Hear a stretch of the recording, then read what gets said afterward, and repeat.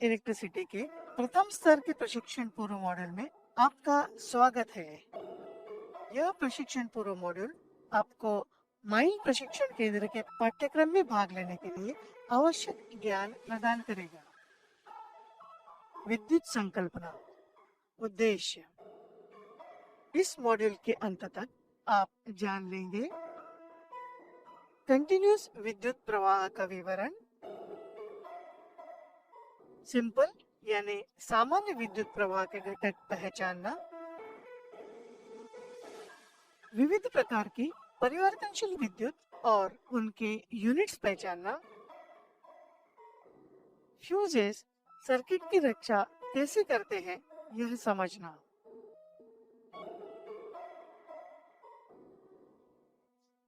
पाठ 1.1 विद्युत प्रवाह की परिभाषा। इलेक्ट्रिसिटी यानी बिजली हमारे रोजमर्रा की जिंदगी का हिस्सा है। विशेष रूप से इसका उपयोग वाहनों में किया जाता है, जहां ये विद्युत प्रणालियों के लिए उपलब्ध होती है और विद्युत संकेतों के रूप में जानकारी प्रसारित करती है।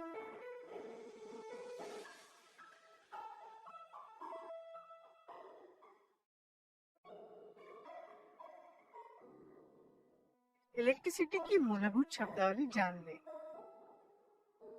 किसी भी वस्तु यानी पदार्थ के भीतर पॉजिटिव यानी धन प्रभारी प्रोटॉन्स और नेगेटिव यानी ऋण प्रभारी इलेक्ट्रॉन्स शामिल होते हैं। आमतौर पर कई इलेक्ट्रॉन्स प्रोटॉन्स के रूप में होते हैं। उनके प्रभाव एक दूसरे को मिटा देते हैं। पदार्थ को कोई विद्युत प्रभार नहीं होता, वो न्यूट्रल यानी तटस्थ होता है। इलेक्ट्रिकल सर्किट यानी विद्युत परिपथ में नेगेटिव प्रभारित इलेक्ट्रॉन्स धातु के तार द्वारा प्रवाह करते हैं। किंतु अगर कोई वस्तु, उदाहरण के तौर पर धातु के तार के किसी एक सिरे पर अगर अधिक इलेक्ट्रॉन्स हो तो ये पाया जाएगा। इलेक्ट्रॉन्स अधिक इलेक्ट्रॉन्स वाले सिरे से दूसरे सिरे तक संक्रमण करते हैं। प्रभार के इसी संक्रमण को विद्युत प्रवाह कहते हैं। मान्य नियम के अनुसार प्रवाह पॉजिटिव अंतिम सिरे से नेगेटिव अंतिम सिरे की तरफ प्रवाहित होता है।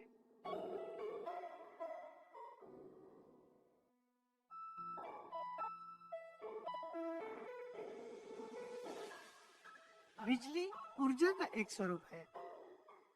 विद्युत प्रवाह उत्पन्न करने के लिए ऊर्जा का कोई दूसरा एक स्वरूप स्रोत के रूप में इस्तेमाल करना चाहिए।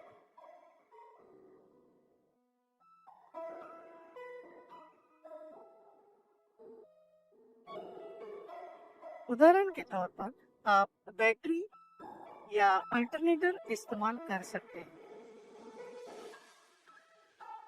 बैटरी रासायनिक ऊर्जा को विद्युत ऊर्जा में रूपांतरित करती है।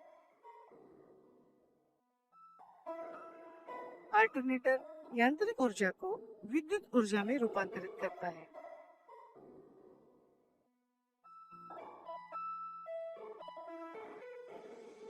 विद्युत ऊर्जा को ऊर्जा के किसी अन्य स्वरूप में परिवर्तित किया जा सकता है।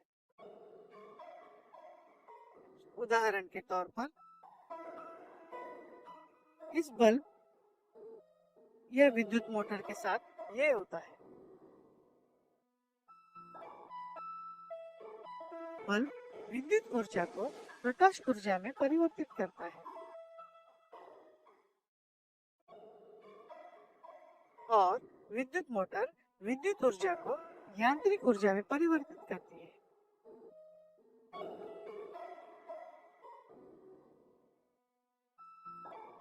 कि विद्युत प्रवाह प्रभार का संक्रमण होता है। सामान्य नियम के अनुसार प्रवाह पॉजिटिव अंतिम सिरे से नेगेटिव अंतिम सिरे तक बहता है और बिजली ऊर्जा का एक स्वरूप है।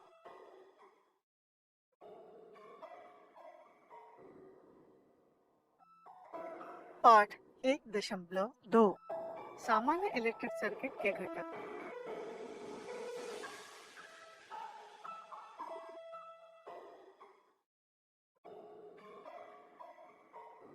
सामान्य इलेक्ट्रिक सर्किट एक लूप यानी पाश होता है जिसमें संवाहक तारों द्वारा एक दूसरे से जुड़े विद्युत प्रवाह और विद्युत प्रवाह उपभोक्ता के उद्गम होते हैं।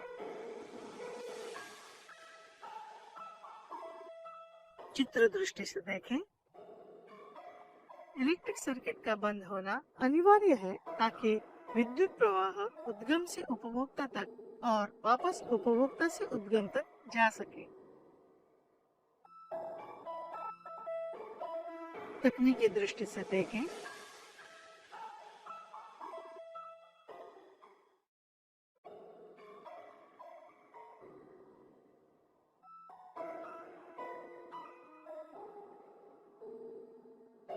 ढांचे का भूसंपर्क।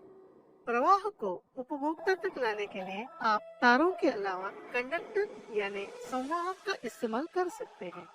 उदाहरण के लिए वाहन में अक्सर मेटल बॉडीवर्क यानी धातु का ढांचा होता है जिसका इस्तेमाल ऊर्जा को स्रोत तक लाने के लिए किया जाता है। तारों का लूम ऊर्जा को बैटरी के पॉजिटिव अंतिम सिरे से उपभोक्ता तक लाता है। तारों का लूम उपभोक्ता की ऊर्जा को बॉडीवर्क यानी ढांचे में लाता है। मेटल बॉडीवर्क यानी धातु का ढांचा बैटरी की नेगेटिव अंतिम सिरे तक ऊर्जा का पुनः संचालन करता है।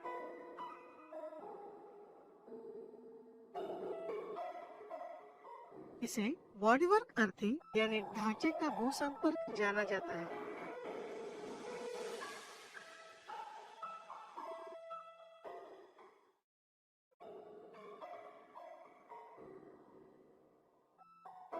आगे जारी रखने से पहले यहाँ हम इस विभाग में हमने देखा एक मूलभूत इलेक्ट्रिक सर्किट यानी विद्युत परिपथ में एक प्रवाह का स्रोत, एक स्विच और एक उपभोक्ता का समावेश होता है। सर्किट यानी परिपथ के बंद होने पर ही प्रवाह प्रसारित हो सकता है। वाहन में अक्सर बॉडीवर्क यानी ढांचा होता है जो बैटरी के नेगेटिव अंतिम सिरे तक ऊर्जा का पुनः संचालन करता है। पाठ 1.3 विद्युत परिमाण और उनके यूनिट्स।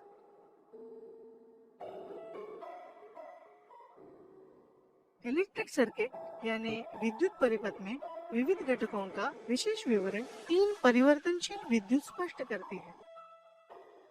ये परिवर्तनशील विद्युत है वोल्टेज, रेजिस्टेंस और करंट यानी विद्युत प्रवाह।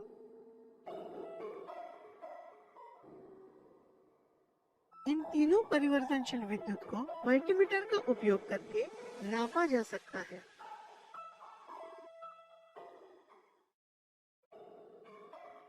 हम पहले से ही जानते हैं कि सर्किट यानी परिपथ में प्रवाह निर्माण करने के लिए नेगेटिव प्रभार सर्किट यानी परिपथ के एक बिंदु पर अधिक मात्रा में होने चाहिए। पानी का इस्तेमाल करके यह अच्छी तरह से समझा जा सकता है। पाइप से जुड़े इन दोनों कंटेनर को देखें। हर एक कंटेनर में पानी का स्तर समान क्षमता का है।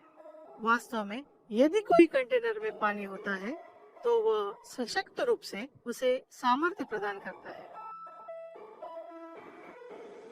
अगर कंटेनर्स में कोई सामर्थ्य न हो और जब वाल्व खुला होने के बावजूद पानी का स्तर समान हो तो पानी का प्रवाह नहीं होगा।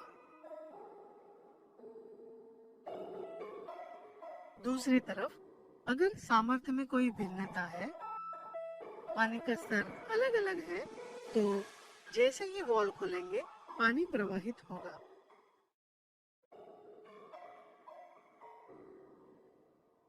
इलेक्ट्रिसिटी यानी बिजली के लिए भी यह समान है। सर्किट में विद्युत प्रवाह यानी दो बिंदुओं के बीच प्रभारों का बहना प्राप्त करने के लिए पहले इन दो बिंदुओं में सामर्थ्य भिन्नता होनी चाहिए। इसी सामर्थ्य भिन्नता को वोल्टेज कहते हैं।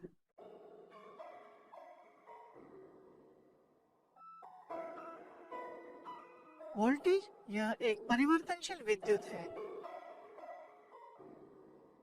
वोल्टेज की यूनिट है वोल्ट। वोल्ट का प्रतीक है अक्षर V।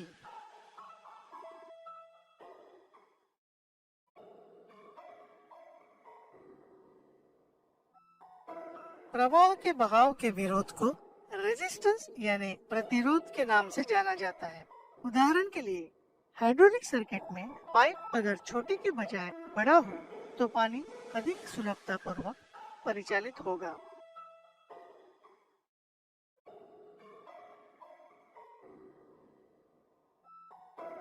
रेजिस्टेंस जितना कमजोर उतना ही प्रवाह का परिचालन सुलभ। रेजिस्टेंस जितना ज्यादा उतनी ही प्रवाह को परिचालित होने के लिए मुश्किलें ज्यादा।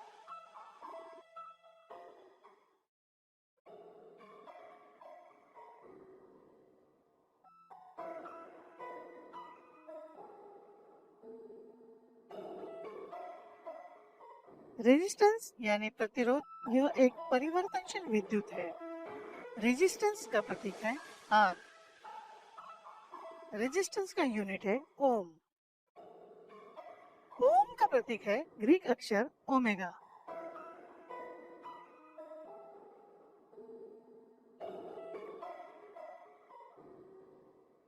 जब कोई पदार्थ प्रवाह के परिचालन को थोड़ा सा प्रतिरोध करता है तो वह कंडक्टर यानी संवाहक होता है।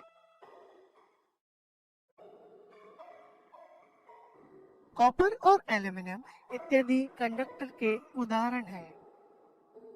सामान्यतः धातु अच्छे कंडक्टर होते हैं। जब कोई पदार्थ प्रवाह के परिचालन को बहुत सारा प्रतिरोध करता है तो वह इंसुलेटर यानी विसंवाहक होता है। कांच, चीनी मिट्टी के बर्तन और कागज इत्यादि इंसुलेटर के उदाहरण हैं।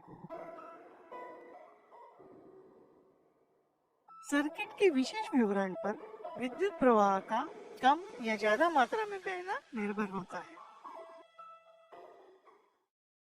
विद्युत प्रवाह की इंटेंसिटी यानी प्रबलता सर्किट के बिंदुओं को निश्चित समय पर पार करने की प्रवाह की मात्रा से संबंधित होती है। इंटेंसिटी यह एक परिवर्तनशील विद्युत है। इंटेंसिटी का प्रतीक है I। इंटेंसिटी का यूनिट है एम। एम का प्रतीक है अक्षर A। आगे जारी रखने से पहले हमने देखा है कि वोल्टेज सर्किट यानी परिपथ के दो बिंदुओं के बीच की सामर्थ्य भिन्नता है। वोल्टेज का मापन वोल्ट्स V में होता है। रेजिस्टेंस यानी प्रतिरोध R विद्युत प्रवाह के बहाव का विरोध होता है। रेजिस्टेंस का मापन ओम से होता है। इंटेंसिटी I यानी प्रबलता यह सर्किट में बहने वाले विद्युत प्रवाह की मात्रा होती है। इंटेंसिटी का मापन एम्प्स A में होता है। पाठ 1.4 सुरक्षा सर्किट।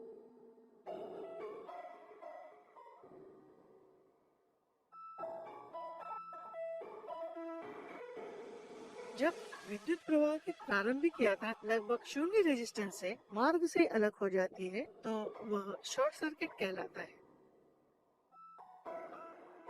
कंडक्टर यानी संवाहक के भीतर परिचालित होने वाला विद्युत प्रवाह ही कंडक्टर की गर्मी का कारण बनता है।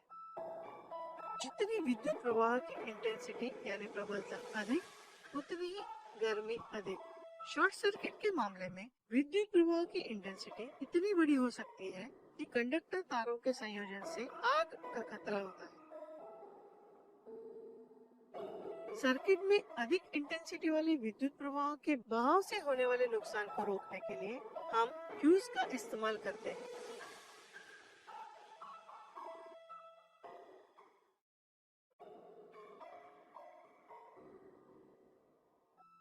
फ्यूज एक धातु की तार या पट्टी एक सपोर्ट में जुड़ी हुई होती है और विद्युत प्रवाह एक विशेष परिमाण से अधिक होते ही पिघलने की काबिलियत रखती है।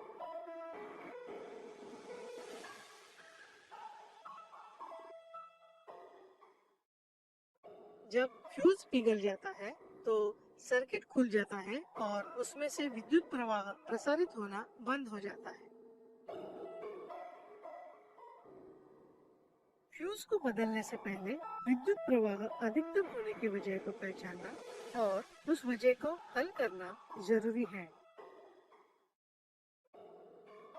जिस विद्युत प्रवाह से फ्यूज पिघल जाता है और सर्किट में विद्युत प्रवाह कट हो जाता है, उससे फ्यूज की साइज मेल खाती है।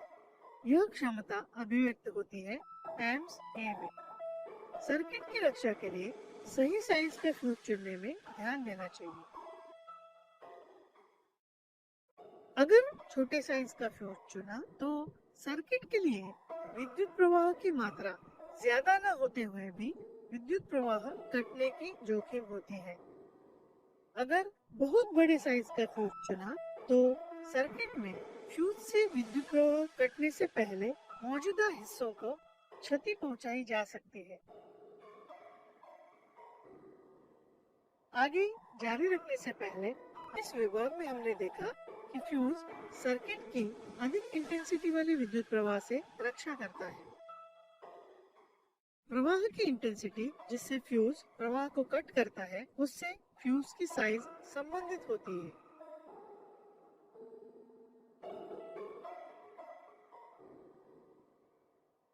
यह सबक अब समाप्त हुआ।